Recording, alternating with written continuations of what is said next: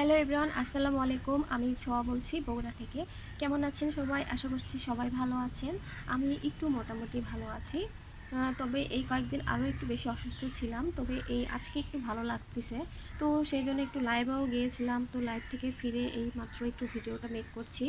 আর যেহেতু শরীরটা এমনিতেই খারাপ, তো এমনিতেই না জ্বর ভেতরে, মেডিসিন খাচ্ছি কিন্তু কোনো কাজ হচ্ছে না। অনেকে হয়তো বা ভাবতেছে যে আমি ভিডিও কেন দিইনি বা কারো ভিডিও দেখি নাই। আসলে নেটের প্রবলেম ছিল, আর অন্যদিকে হচ্ছে আমার শরীর খারাপ। আর শরীর খারাপ হলে তো দেখা যায় কিছুই করতে ভালো লাগে না। তো সেই জন্য ভাবলাম যে আজকে যেহেতু শরীরটা খারাপ, তো একটু পোড়া বেগুন ভর্তা বানাইছি, সাথে একটু মরিচ টলা করে রাখছি, মরিচ ভর্তা, পেঁয়াজ ভর্তা এগুলা, আর একটু ঝাল ঝাল করে ডিম ভাজি করব। তো ভাবলাম একটু আপনাদের সাথে শেয়ার করি, অবশ্যই ভালো লাগবে।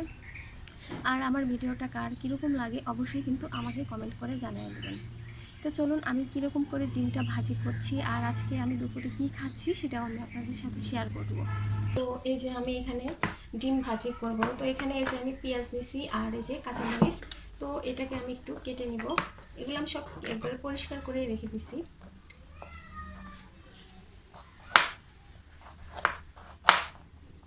যেহেতু এমনিতেই কোনো কিছু খেতে ইচ্ছা করছে না, সেই জন্য ভাবলাম যে একটু ঝাল ঝাল করে ডিমটা ভাজি করে নিই।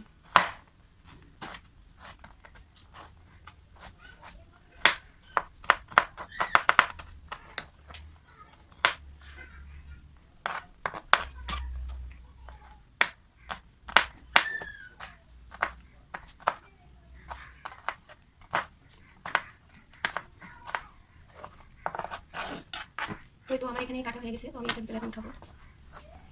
যখন শরীর খারাপ লাগে ভর্তা দিয়ে ভাত খেতে কিন্তু বেশি ভালো লাগে, কিন্তু আমার সেই ভর্তাটা বানানোরও কোনো এনার্জি নাই, কি আর করা।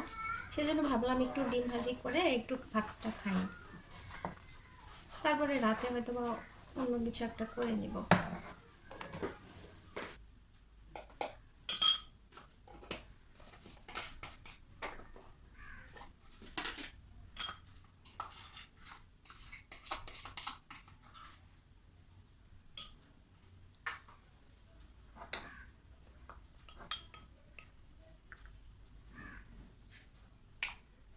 মা, কি হচ্ছে?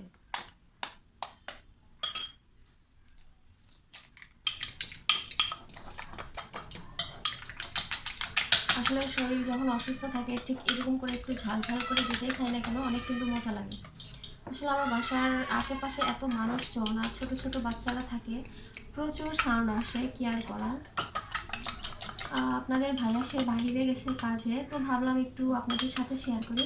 আর কিছুদিন পরে আমাদের বাসায় আমাদের ছোট্ট বাবু যেটা থাকে এই বাসায় আগে ছিল, তারা কিন্তু বেড়াতে আসতেছে। আমার কিন্তু অনেক ভালো লাগতেছে। আর ছোট বাচ্চা মানে একটু অন্যরকম আমার কাছে ভালো লাগে, সেটাও আমি আপনাদের সাথে শেয়ার করব। বাসায় কে আসতেছে, যাই হোক।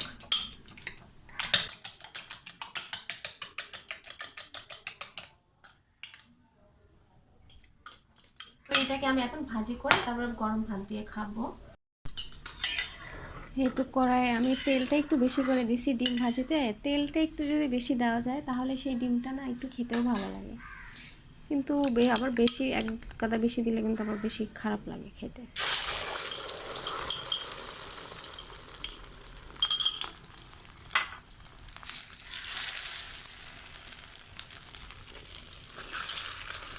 ডিম ভাজি করার সময় চুলার তাপটাও জোরে দিয়েই রাখা লাগে, তাহলে ডিমটাও চট করে ফুলে যায়।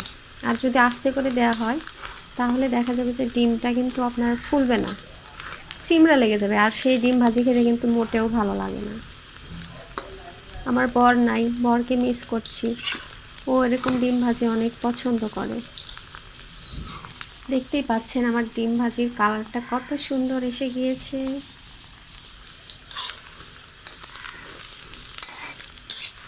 2 দিন ডায়েট করছি কইরা এখন আমি এই যে এরকম তেলে ভাজা ডিম খাচ্ছি। কি কথা, তাই না? এই তো আমার ডিম ভাজি হয়ে গিয়েছে, সাথে আমি মরিচ ভর্তা দিয়ে ভাত খাবো। এই তো এখানে আমি পোড়া বেগুন ভর্তা করে রাখছি, আমার শ্বশুর খায়া চলে গেছে, তো সেজন্য একটু এরকম হয়ে আছে। আর হচ্ছে এখানে আমি এই যে মরিচটা ভর্তা বানায় রাখছি, আমার মনে হচ্ছে এখান থেকে আমার শ্বশুর নিয়েছে, যাই হোক। তো আমি এখন এই মরিচটা ভর্তা নিচ্ছি। তো বেগুন ভর্তাটাও একটু টেস্ট করি, অ্যালার্জির ভয়তে আমি খাবো না। অসুস্থ শরীর যখন হবে তখন আপনারা আমার মতো এরকম করে মরিচ ভর্তা, সাথে বেগুন ভর্তা, আলু ভর্তা এরকম করে খেয়ে দেখবেন, অনেক মজা লাগবে।